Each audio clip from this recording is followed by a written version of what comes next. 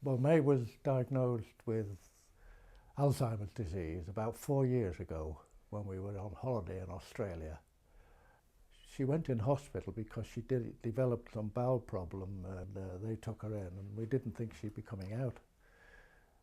But she recovered, they sent her home, and she's been here now being looked after by the local district nursing. The doctor brings me up occasionally because he called in shortly after she came out of hospital to see her, and he's been several times. But now he calls us up to see if we've got any problems or if we need any more help. So we're getting good attention from him as well. The district nurses have been very helpful really, and we've been fairly consistent with the advice they've given us and the help they've given us. It has been a lot easier with dealing with them. At the moment we're getting 2 carers 4 times a day to dress her, change her clothing if necessary, change her bedding if necessary, and to turn her to make sure she isn't lying too long in one position. The district nurses are in contact with the doctor, yes. If I speak to him, he generally knows exactly what's happening. I'm very happy with what we're getting now. We're getting a lot of attention. If something goes wrong, I've only got to ring up the district nurses, and something happens almost immediately with the crisis unit. They'll turn out and have turned out whenever we've needed any extra help.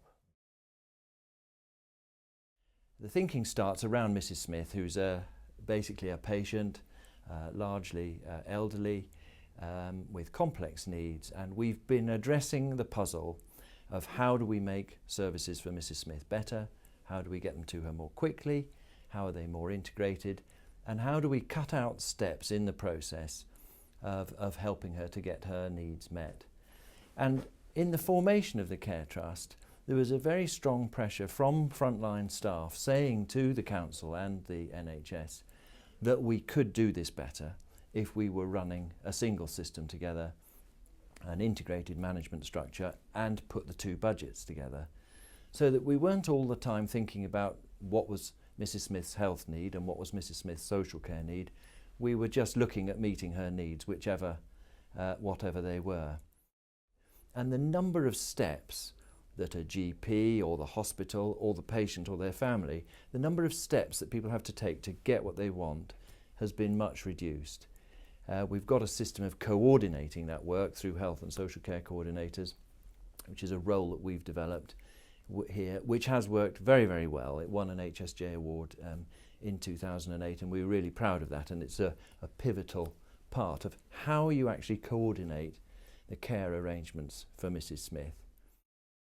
I was offered the possibility of both staying in hospital or having her care in the home, and I much prefer to have her care taking place in our home, where it saves me having to go to the hospital every day. I can sit with her all day, I spend more time with her, I can see exactly what's happening when the carers arrive, and this makes it easier for me to accept where we are and where we're heading.